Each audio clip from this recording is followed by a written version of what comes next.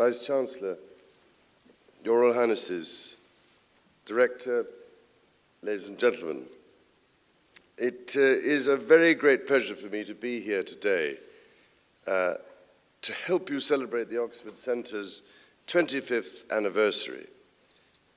Whereas bits of your patron are dropping off after the past quarter of a century, I find quite a few bits of the centre still being added. However, I cannot tell you how encouraged I am that in addition to the Prince of Wales Fellowship, the number of fellowships you now offer continues to grow, and also that this summer you will welcome the 5th group of young people on your Young Muslim Leadership Programme, which is run in association with my charities. This is a vital contribution to the process of boosting the self-esteem of young Muslims, about whom I care deeply. It has been a great concern of mine to affirm and encourage those groups and faith communities that are in the minority in this country. Indeed, over the last 25 years, I have tried to find as many ways as possible to help integrate them into British society and to build good relationships between our faith communities. I happen to believe this is best achieved by emphasizing unity through diversity. Only in this way can we ensure fairness and build mutual respect in our country. And if we get it right here, then perhaps we might be able to offer an example in the wider world. Now, I'm slightly alarmed that it is now 17 years since I came here to the Sheldonian to deliver a lecture for the Centre that tried to do just this. I called it Islam and the West, and from what I can tell, it clearly struck a chord, not just here in the United Kingdom. I'm still reminded of what I said, particularly when I travel in the Islamic world. In fact, because it was printed, believe it or not, it is the only speech I have ever made which continues to produce a small return. Now, ladies and gentlemen, I wanted to give that lecture to address the dangers of the ignorance and misunderstanding that I felt were growing between the Islamic world and the West in the aftermath of the Cold War. Since then, the situation has both improved and worsened, depending on where you look. Certainly, the sorts of advances made by the Oxford Centre have helped to build confidence and understanding, but we all know only too well how some of the things I warned of in that lecture have since come to pass, both here and elsewhere in the world. So it is tremendously important that we continue to work to heal the differences and overcome the misconceptions that still exist. I remain confident that this is possible because there are many values we all share that have the powerful capacity to bind us, rather than what happens when those values are forgotten or purposefully ignored. Healing division is also my theme today, but this time it is not the divisions between cultures I want to explore. It is the division that poses a much more fundamental threat to the health and well-being of us all. It is the widening division we are seeing in so many ways between humanity and nature. Many of nature's vital life support systems are now struggling to cope under the strain of global industrialization. How they will manage if millions more people are to achieve Western levels of consumption is highly disturbing to contemplate. The problems are only going to get much worse, and they are very real. Whatever you might have read in the newspapers, particularly about climate change in the run-up to the Copenhagen conference last year, we face many related and very serious problems that are a matter of accurate scientific record. The actual facts are that over the last half-century, for instance, we have destroyed at least 30% of the world's tropical rainforests, And if we continue to chop them down at the present rate, by 2050 we will end up with a very disturbing situation. In fact, in the 3 years since I started my rainforest project to try and help find an innovative solution to tropical deforestation, over 30 million hectares have been lost.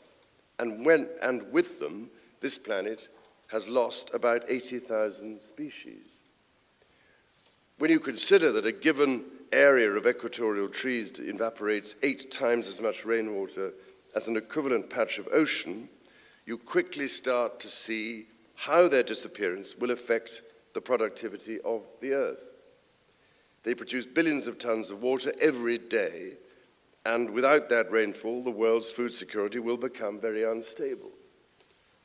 But there are other facts too. In the last 50 years, our industrialized approach to farming has degraded 1/3 of the Earth's topsoil. That is a fact. We have also fished the oceans so extensively that if we continue at the same rate for much longer, we are likely to see the collapse of global fisheries in 40 years from now. Another fact. Then there are the colossal amounts of waste that pollute the Earth, the many dead zones where nothing could live in many major river estuaries and various parts of the oceans, or those immense rafts of plastic that now float about in the sea in the Pacific. Would you believe that one of them, off the coast of California, is made up of 100 million tons of plastic, and it has doubled in size in just the last decade. It is now at least 6 times the size of the United Kingdom, and we call ourselves civilized. Now, these are all very real problems, and they are facts, all of them, the obvious results of the comprehensive industrialization of life. But what is less obvious is the attitude and general outlook which perpetuate this dangerously destructive approach. It is an approach that acts contrary to the teachings of each and every one of the world's sacred traditions, including Islam. What surprises me, I have to say, is that quite apart from whether or not we value the sacred traditions as much as we should, the blunt economic facts make the predominant approach increasingly irrational. I mean, I imagine that few of you are familiar with the interim report of the United Nations study called the Economics of Ecosystems and Biodiversity Study, which came out in 2008. It painted a salutary picture of what we lose in straightforward financial terms by our destruction of natural systems and the absence of their services to the world.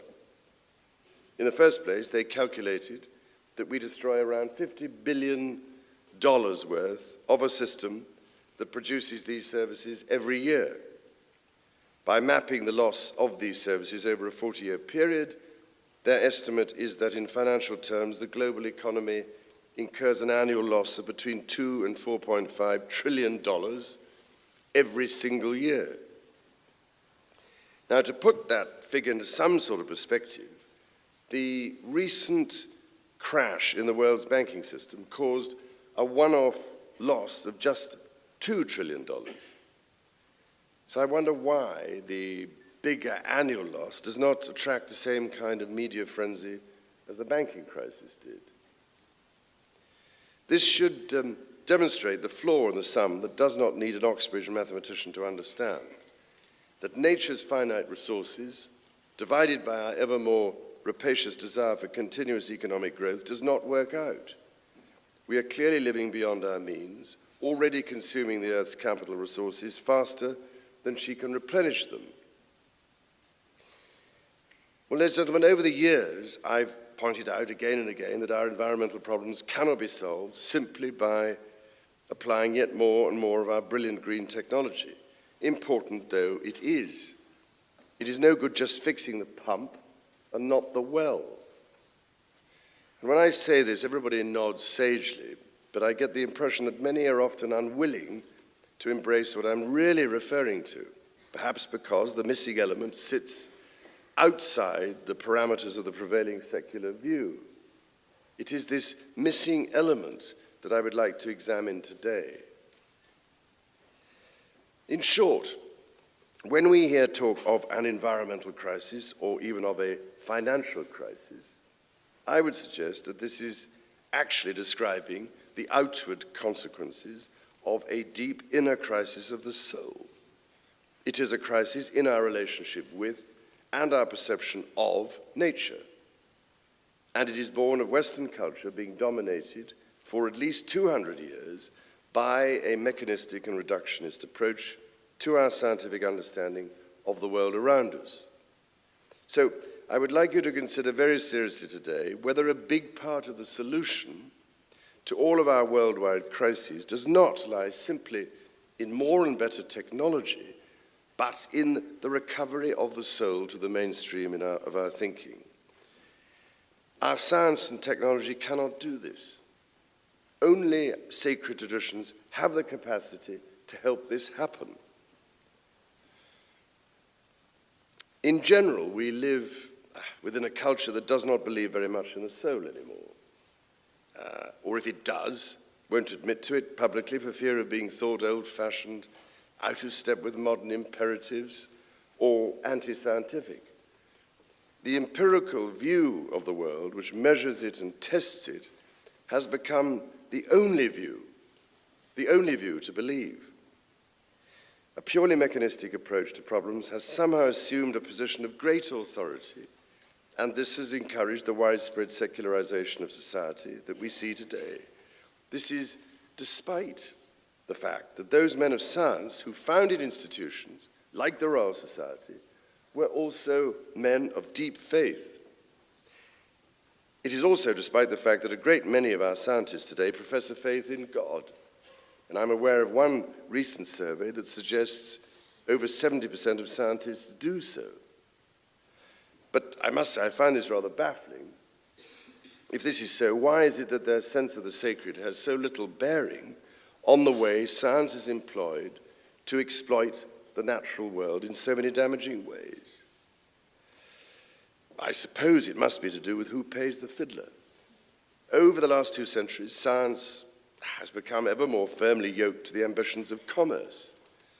Because there are such big economic benefits from such a union, society has been persuaded that there is nothing wrong here. And so a great deal of empirical research is now driven by the imperative that its findings must be employed to maximum financial effect, whatever the impact this may have on the Earth's long-term capacity to endure. This imbalance, where mechanistic thinking is so predominant, goes back at least to Galileo's assertion that there is nothing in nature but quantity and motion. This is the view that continues to frame the general perception of the way the world works and how we fit within the scheme of things. As a result, nature has been completely objectified. She has become an it, and we are persuaded to concentrate on the material aspect of reality that fits within Galileo's scheme. Understanding the world from a mechanical point of view and then employing that knowledge has, of course, always been part of the development of human civilization. But as our technology has become ever more sophisticated and our industrialized methods so much more powerful, so the level of destruction is now potentially all the more widespread and uncontainable, especially if you add into this mix the emphasis we have on consumerism. It was that great scientist, Goethe, who saw life as the masculine principle, striving endlessly to reach the eternal feminine, what the Greeks called Sophia, or wisdom. It is a striving, he said, fired by the force of love. I'm not sure that this is quite the way things happen today.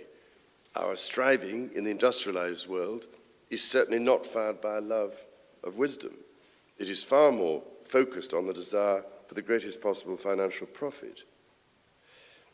This, ladies and gentlemen, ignores the spiritual teachings of traditions like Islam, which recognize that it is not our animal needs that are absolute, it is our spiritual essence, an essence made for the infinite. But with consumerism now such a key element in our economic model, our natural spiritual desire for the infinite is constantly being reflected towards the finite. Our spiritual perspective has been flattened and made earthbound, and we are persuaded to channel all of our natural, never-ending desire for what Islamic poets call the beloved towards nothing but more and more material commodities. Unfortunately, we forget that our spiritual desire can never be completely satisfied. It is rightly a never-ending desire. But when that desire is focused only on the earthly, it becomes potentially disastrous. The hunger for yet more and more things creates an alarming vacuum, and as we are now realizing, this does great harm to the earth and creates a never-ending unhappiness for many, many people.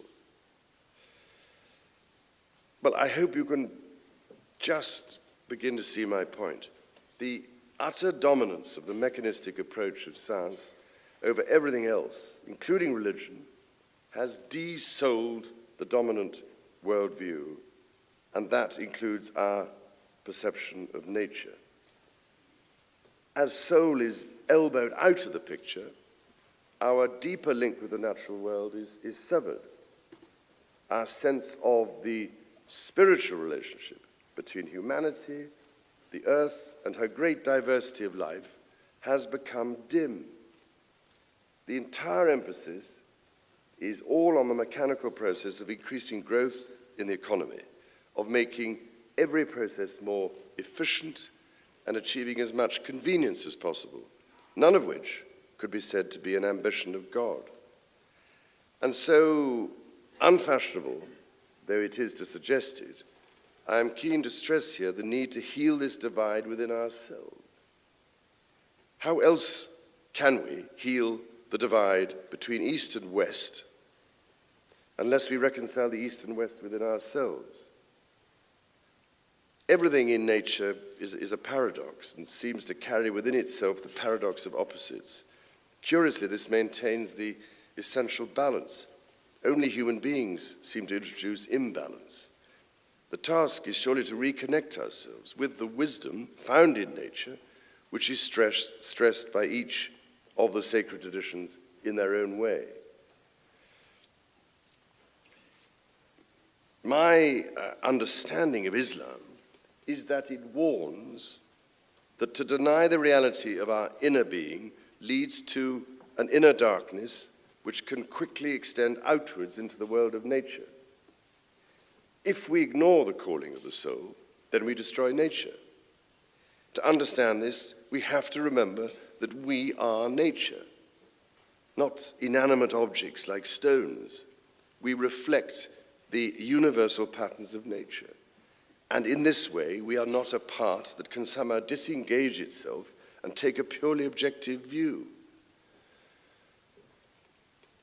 Now, from what I know of the Quran, again and again, it describes the natural world as the handiwork of a unitary benevolent power.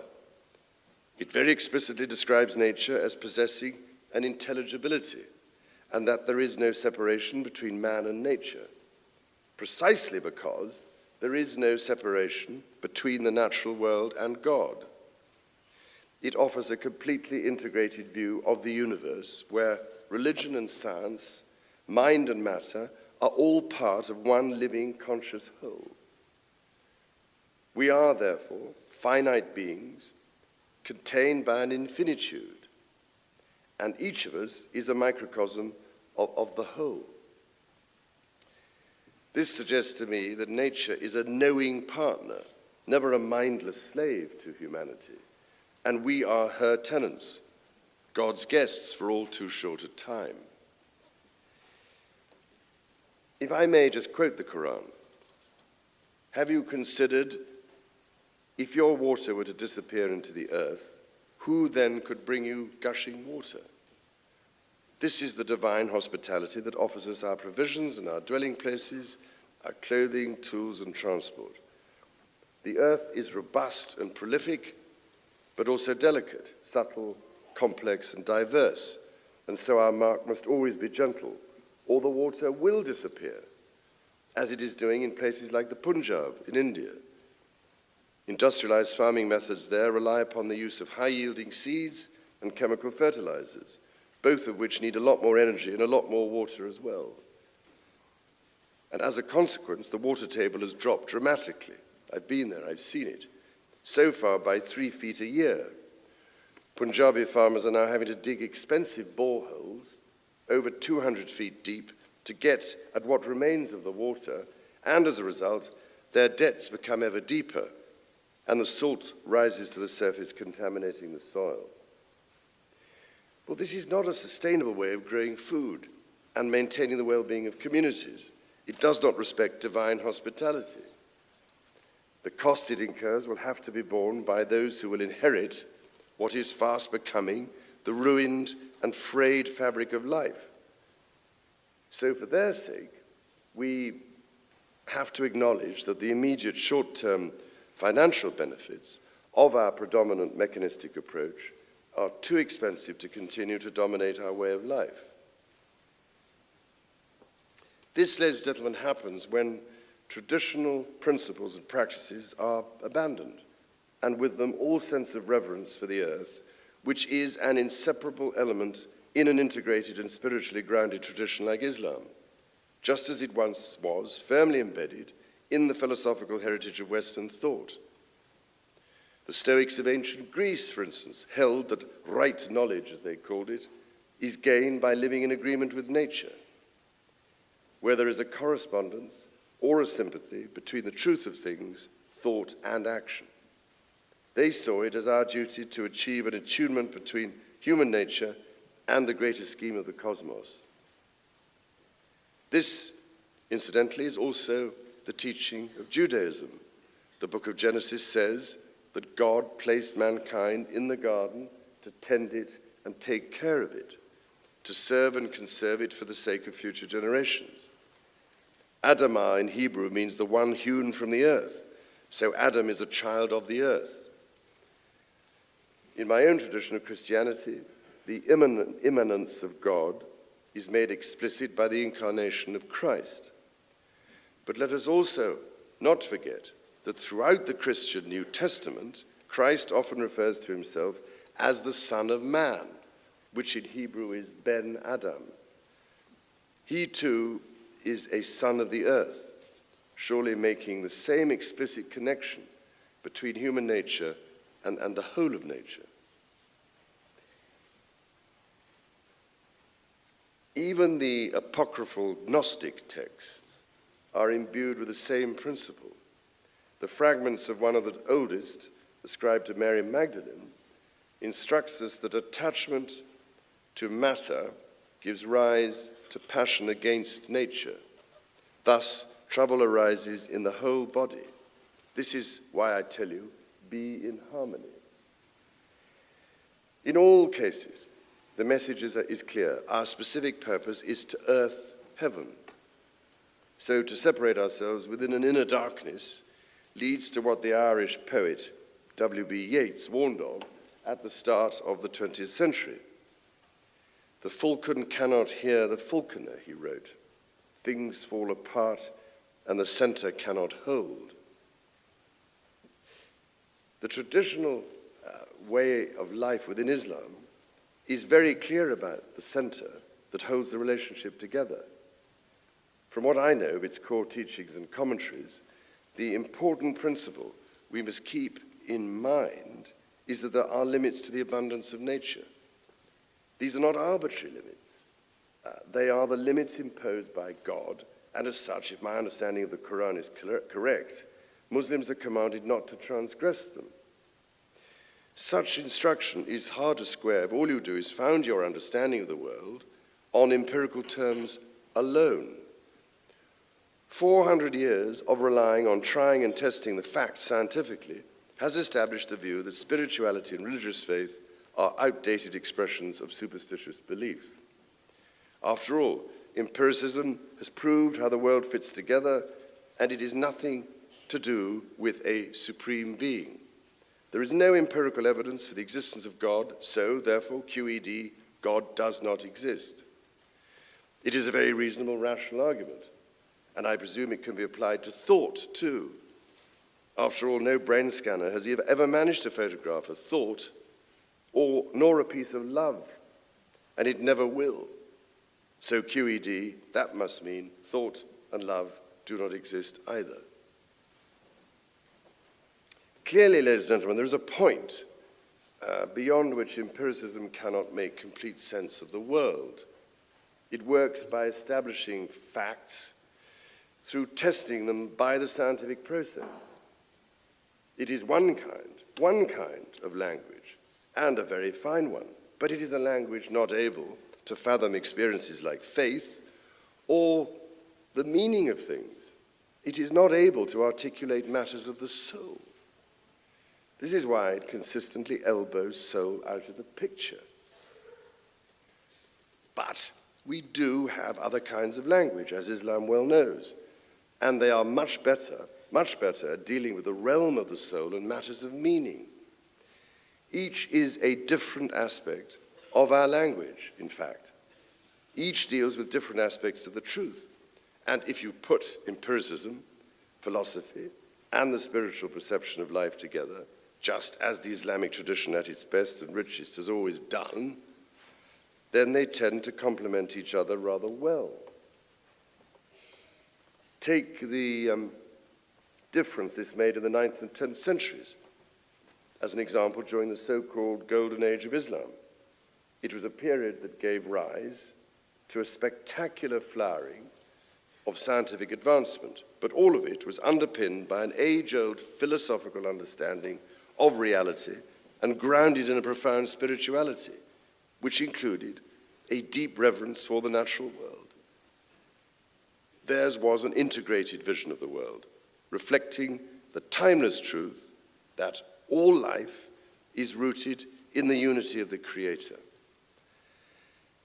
This is the testimony of faith, is it not, embodied in the contemplative implication of the formless essence of the Quran's hakika. It is the notion of tawheed, the oneness of all things within the embrace of the divine unity. Islamic writers express it so well. Ibn Khaldun, for instance, who taught that all creatures are subject to a regular and orderly system. Causes are linked to effects where each is connected with the other. Or the great Shabistari in 14th century Persia, who talked of the world being a mirror from head to foot, in every atom 100 blazing suns, where a world dwells in the heart of a millet seed.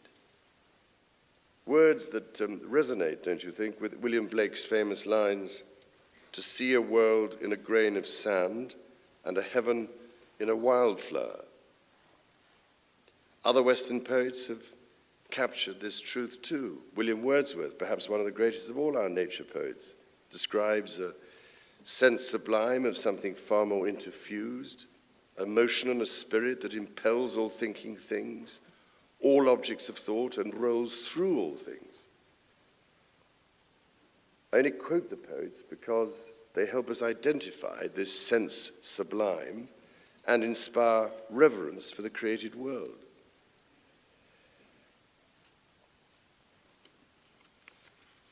Reverence is not science-based knowledge. It is an experience always mediated by love, sometimes induced by it. And love comes from relationship. If you take away reverence and reduce our spiritual relationship with life, then you open yourself up to the idea that we can be little more than a chance group of isolated, self-obsessed individuals, disconnected from life's innate presence and unanchored by any sense of duty to the rest of the world. We are free to act without responsibility. Thus, we turn a blind eye to those islands of plastic in the sea or to the treatment meted out to animals in factory farms. And it is why the so-called precautionary principle is so often thrown out of the window. This, ladies and gentlemen, is the principle that would make us think twice if, say, we were to climb into a vehicle that happens to have a 90% chance of crashing. Instead, because the danger is not proven beyond doubt, we think it is safe to embark upon the journey. This is how we proceed in many significant fields, in matters like genetic modification or climate change. We go on denying that there may be side effects, even if our intuition warns us to be cautious, or even if there is some related evidence. Recently, for instance, the news emerged that for the fourth year in a row, more than a third of honeybee colonies in the United States failed to survive the winter. More than 3 million colonies in the United States and billions of honeybees worldwide have died. Scientists say they are no nearer to knowing what is causing this catastrophic collapse. But there is plenty of evidence that modern pesticides have played their part. Given that bees, like nearly every other bug, are insects, I would have thought it was rather obvious. And yet we carry on with a narrow-minded, mechanistic approach to industrialized farming with all its focus on high yields at whatever price. So we lace the fields with pesticides that kill insects. It is quite bizarre how we continue to entrust our food security to the very substances that are destroying the harmonic cycle which produces our food. It really is a form of collective hubris, and I often wonder if those who practice such well-exercised skepticism in these matters will ever see that the emperor is wearing no clothes. This, then, is why the wisdom and learning offered by a sacred tradition like Islam matters. And if I may say so, why those who hold and strive to preserve their sacred traditions in different parts of the world have every reason to become more confident of their ground. The Islamic world is the custodian of one of the greatest treasuries of accumulated wisdom and spiritual knowledge available to humanity. It is both Islam's noble heritage and a priceless gift to the rest of the world. And yet, so often, that wisdom is now obscured by the dominant drive towards Western materialism, the feeling that to be truly modern, you have to ape the West. To counter that tendency, I've done what I can with my School of Traditional Arts to nurture and support traditional and sacred craft skills, not least those of Islam, because they keep alive a perspective that we sorely need, even though short-term fashion deems them to be irrelevant. The geometry and patterning that is taught at the school is the basis of the many crafts that have been all but abandoned in many parts of the world, including the Islamic world. It is a tragedy of monumental proportions that they are being forgotten because they reflect the spiritual mathematics found everywhere in nature. As Islam teaches very specifically, it is a patterning that reflects the very ground of our being. It is the divine imagination, so to speak, the ineffable presence that is the sacred breath of life. As the 17th century mystic Ibn Ashir puts it, by the practice of these arts, you see the one who manifests in the form, not the form by itself. For many in the modern world, this is hard to understand because the view of God has become so distorted. God is seen as being somehow outside his creation rather than part of its unfolding, what the Welsh poet Dylan Thomas called the force that through the green fuse drives the flower. Being the principle that underlines the cosmos is the result of God knowing it and of it knowing the uncreated God. Notice the emphasis there on uncreated. It is of profound importance. The basis of all existence is in this relationship. I suspect the reason why this is such an unfashionable view is that the deep-seated experience of participation in the living, creative presence of God is offered to us in all traditions, not by empiricism, but by revelation. This is a rare and precious gift, and only given to those whose supreme humanity and capacity for great humility achieves a mastery over the ego. It comes at the moment when the knower and the known become one. the moment when the mind of man comes into union with the mind of God. This, of course, is not deemed possible from an empirical point of view, but revelation is a very different kind of knowing from scientific evidence-based knowledge. And I cannot stress the point strongly enough. By dismissing such a process and discarding what it offers to humankind, we throw away a very important lifeline for the future. But I must say, ladies and gentlemen, once you do blend the different languages, the empirical and the spiritual, together, as I am suggesting, and as I have been trying to say for so long, then you do begin to wonder why the skeptics think the desire to work in harmony with nature is so unscientific. Why is it deemed so worthwhile to abandon our true relationship with the beingness of all things, to limit ourselves to the science of manipulation, rather than immerse ourselves in the wider science of understanding? They seem such spurious arguments because, as Islam clearly understands, it is actually impossible to divorce human beings from nature's patterns and processes. The Quran is considered to be the last revelation, but it clearly acknowledges which book is the first. That book is the great book of creation, of nature herself, which has been taken too much for granted in our modern world and needs to be restored to its original position. So, ladies and gentlemen, with all this in mind, I would like, if I may, just to set you a challenge that I hope will be conveyed beyond this audience today. It is the challenge to mobilize Islamic scholars, poets, and artists, as well as those craftsmen, engineers, and scientists who work with and within the Islamic tradition, to identify the general ideas, the teachings, and the practical techniques within the tradition which encourage us to work with the grain of nature rather than against it. I would urge you to consider whether we can learn anything from the Islamic culture's profound understanding of the natural world to help us all in the fearsome challenges we face. Are there, for instance, any that could help preserve our precious marine ecosystems and fisheries? Are there any traditional methods of avoiding damage to all of nature's systems that revive the principle of sustainability within Islam? To give you an idea of what I mean, let me just offer a few examples drawn from the work done by my School of Traditional Arts, where project workers have shown that reintroducing traditional craft skills brings a coherence to people's daily lives, perhaps because they fuse the spiritual with the practical.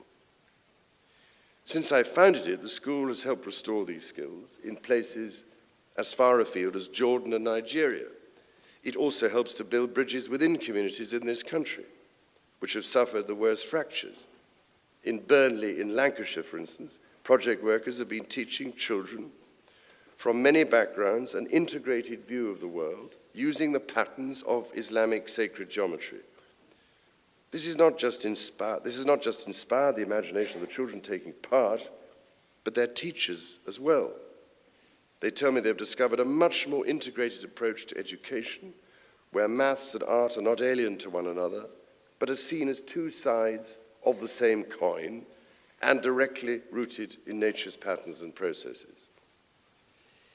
In Afghanistan, I've only recently managed to see the work being done under the umbrella of what we have called the Turquoise Mountain Foundation, an initiative I launched some 4 years ago, which is running similar education programs and craft training courses. It is also helping with the urban regeneration of the old historic quarter of the city by guiding people to start businesses using the craft skills they have learned. For example, in the building of schools, people are being shown how to use mud bricks, which are a quarter of the price of the concrete blocks used by other agencies. They are also resistant to earthquakes, whereas concrete is not always. And they cope much better with extremes of temperature. Mud brick buildings are cooler in the summer and warmer in the winter. What is more, they use local labor and local natural materials. So these schools are a good example of how traditional wisdom blends with modern needs. After all, you can still use computers and other modern technology in a mud brick building. and more comfortably too, given it is more suited to local conditions.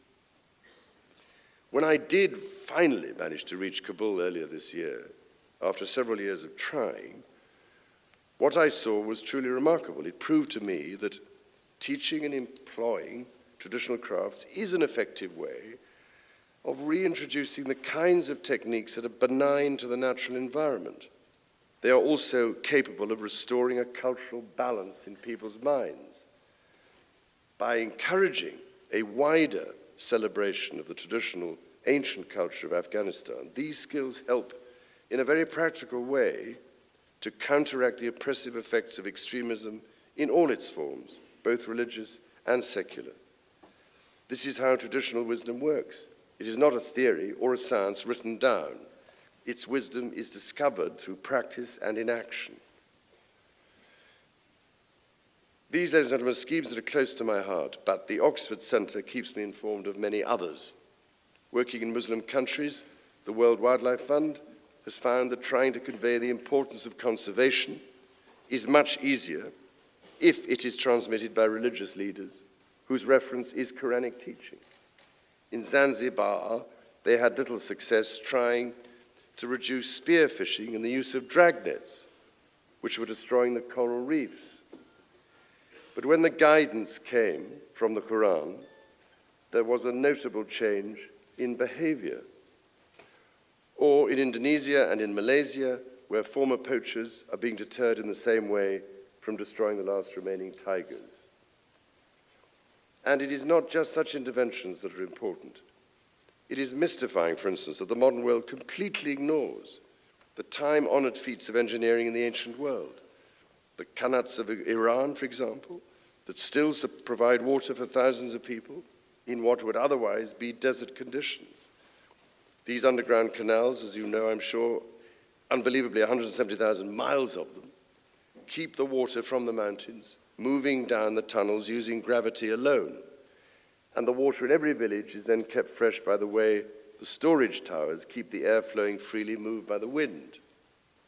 In Spain, the irrigation systems constructed 1,200 years ago also still work perfectly, as does the way in which the water is managed by the local population, a way of operating devised before the Muslim rule in Spain disintegrated. The same sorts of Islamic management schemes operate in other parts of the world too, like the Himna zones in Saudi Arabia, which set aside land for use as pasture. These are all examples of how prophetic teaching, in this case framed by the guidance of the Quran, maintains a long-term view of things and keeps the danger of a self-interested form of short-term economics at bay. Now, I'm sure, ladies and gentlemen, that if an organization like the Oxford Centre could help to establish a global forum on Islam and the environment, many more very practical, traditional approaches like these could become more widely applied. They may range from science and technology to agriculture, healthcare, architecture, and education. Think what could be achieved if mothers and fathers, the teachers in madrasas and imams, all sought to demonstrate to children how to translate Islamic teachings into practical action, how to blend traditional knowledge and awareness of nature's needs with the best of what we know now. This is certainly something I feel we have to do. And the one final issue I have to mention as I close, perhaps a few facts and figures might demonstrate why.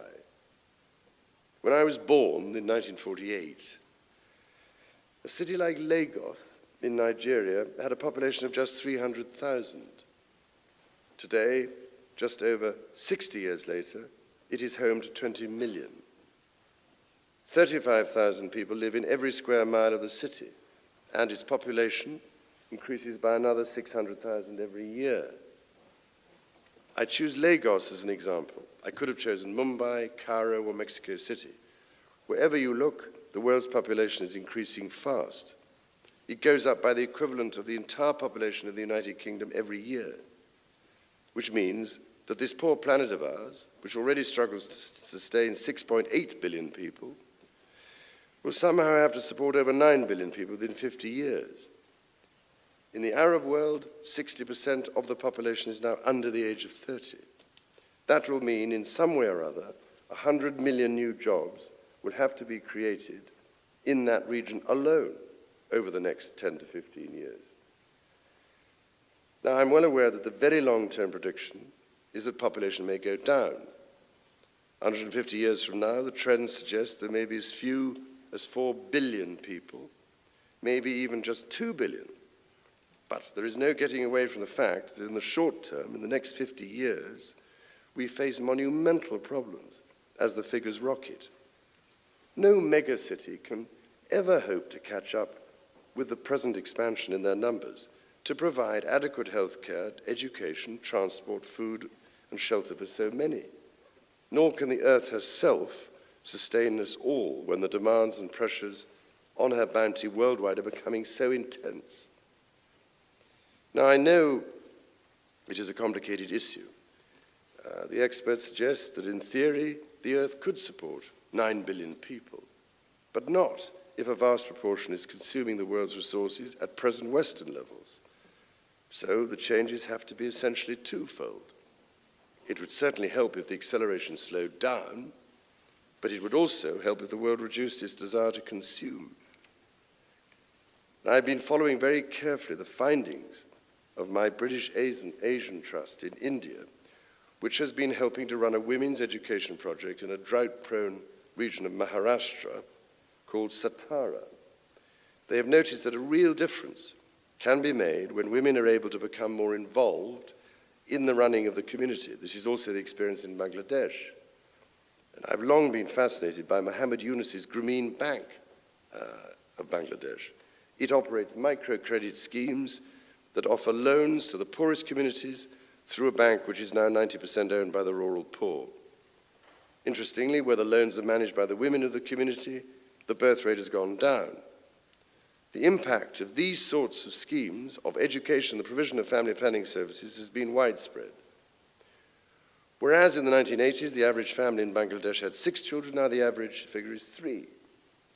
But with megacities growing as they are, I fear there is little chance these sorts of schemes can help the plight of many millions of people unless we all face up to the fact more honestly than we do that one of the biggest causes of high birth rates remains cultural.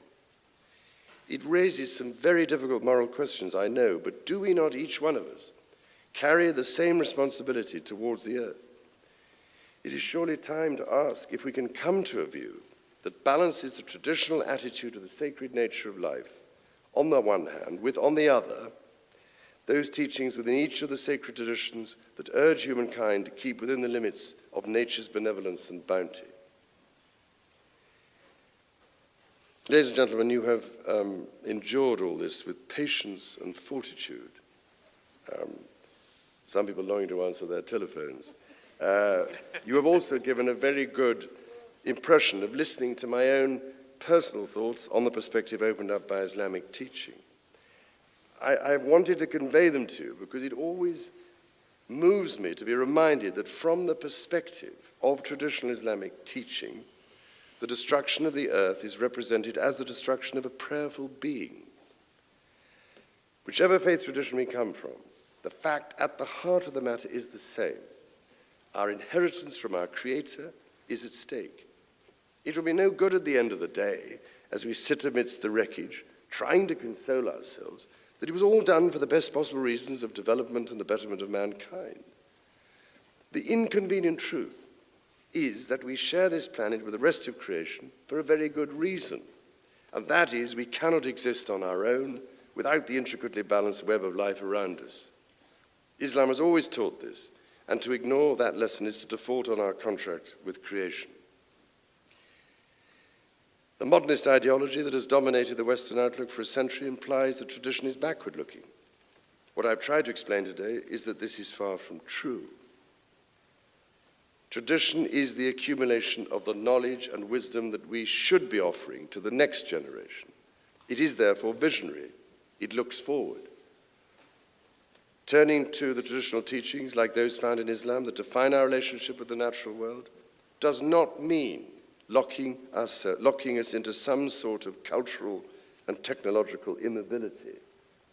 As the English writer G.K. Chesterton put it, real development is not leaving things behind as on a road, but drawing life from them as a route. And I would also remind you, if I may, of the words of Oxford's very own C.S. Lewis, who pointed out that sometimes you do have to turn the clock back if it is telling the wrong time. That there is nothing progressive about being stubborn and refusing to acknowledge that we've taken the wrong road. If we realize that we are traveling in the wrong direction, the only sensible thing to do is to admit it and retrace our steps back to where we first went wrong. As Lewis put it, going back can sometimes be the quickest way forward. It is the most progressive thing we could do. Well, ladies and gentlemen, all of the mounting evidence is telling us that we are indeed on the wrong road. So you might think it would be wise to draw on the timeless guidance that comes from our intuitive sense of the origin of all things to which we are rooted. Nature's rhythms, her cycles, and her processes are our guides to this uncreated originating voice. They are our greatest teachers because they are expressions of divine unity, which is why there is a profound truth in that seemingly simple old saying of the nomads, that the best of all mosques is nature herself. Thank you, ladies and gentlemen. Please like, subscribe and share.